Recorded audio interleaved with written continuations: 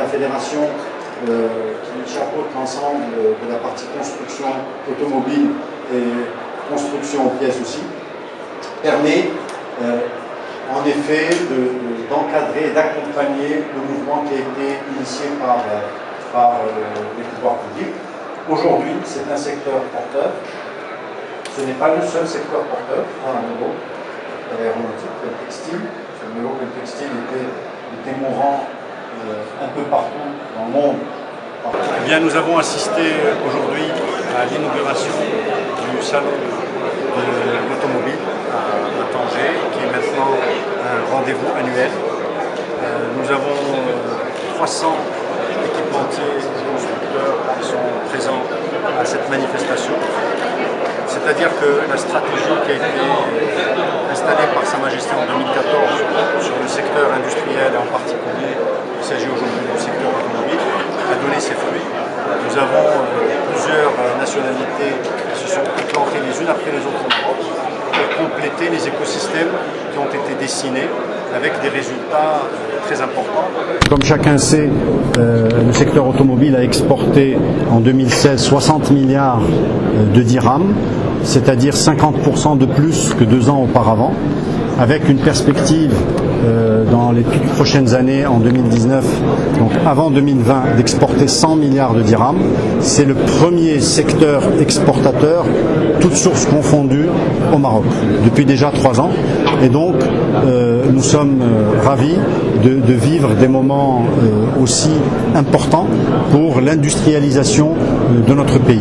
Nous récoltons les fruits d'un travail qui a été fait depuis plusieurs années. D'abord, ce que reconnaissent les opérateurs, c'est la stabilité et la sécurité de notre pays, qui est un des critères essentiels dans le choix de l'investissement. Deuxièmement, c'est la présence d'une main-d'œuvre qualifiée et de qualité dans les différentes régions du royaume. Et troisièmement, c'est la compétitivité, à la fois pour l'emplacement de la production et la logistique pour l'export dans différentes régions. Voilà un des secteurs qui fonctionne bien au Maroc. Nous avons besoin de le renforcer, de le solidifier, parce que les années à venir, la concurrence sera encore plus rude, mais le Maroc est vraiment prêt à affronter cette concurrence en ayant une position de gagnant. Et alhamdoulilah, notre pays vit des moments importants et stratégiques. المعرض ديال اليوم هو تقليد سنوي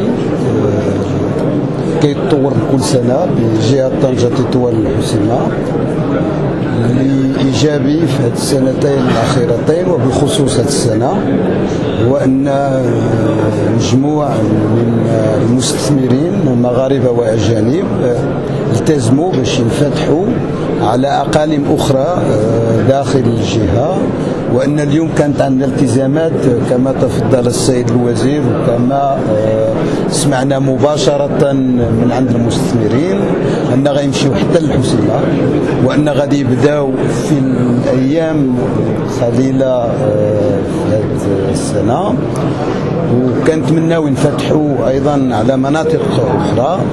هذا الشيء جاء بفضل اللي كيعرفوا المغرب، بلادنا كاملة من تطور واستقرار، وأيضا بفضل الاستثمارات الكبرى اللي دارت في جهة ديال طنجة الحسيمة تطوان بمجهودات من جلالة الملك وبانخراط الجميع حكومة ومنتخبين، ولكن لأساسه هو انخراط المستثمرين والمواطنين في هذه الدينامية الاقتصادية اللي كتعرفها بلادنا، وكما قلت وبشكل خاص هذه المنطقة اللي اليوم كتحتل المرتبة الثانية اقتصاديا على المستوى الوطني.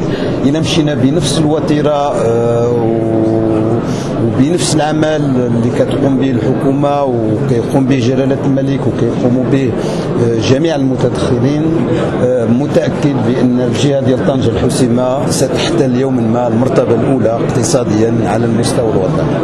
حكيم عبد المؤمن، رئيس ديال لاميكا المغربيه ديال الصناعه السيارات والانتاج ديال السيارات. تلقى اليوم كان هو ديال لا سو فريطونس، لانه الاستثمارات اللي كيداروا في السيارات باش تصنع السيارات وباش تصنع الاجزاء ما كيكونش كامل الا ما كانوش الصناعات اللي كتكون دايره كنقولوا بعض دايره به لا سو تريتونس اوتو. كيخص واحد الصناعه ديال بحال لي مول، صناعات تقنيه اللي هي كيكونوا دايرين بالمجموعات الصناعيه مهمين القطاع لانه كيساهموا في لا كومبيتيتيفيتي، اذا في التنافسيه ديالنا ديال القطاع مهمين بزاف. المستثمرين الجداد اللي كيجيو كيسولوا على هاد الصناعات واش كاينين عندنا، كيقول لك واش كاين اللي غيصوب لي لومبالاج ديال الكارطون، واش كاين اللي غيصوب لي المول، واش كاين اللي غيدير الالات لا مانتونونس اللي غيصوب الالات اللي غيكون فيها مشكل، واش كاين اللي غيعطيني لا كارت الكترونيك. هادشي كان ناقص هذا 4 سنين، كان عندنا ضعف هذا 4 سنين مع لا استراتيجي ديال لي زيكو سيستيم والبلان داكسيليراسيون اندستريال مع هذا العمل اللي درنا في شراكه مع وزاره الصناعه حنا لاميكا.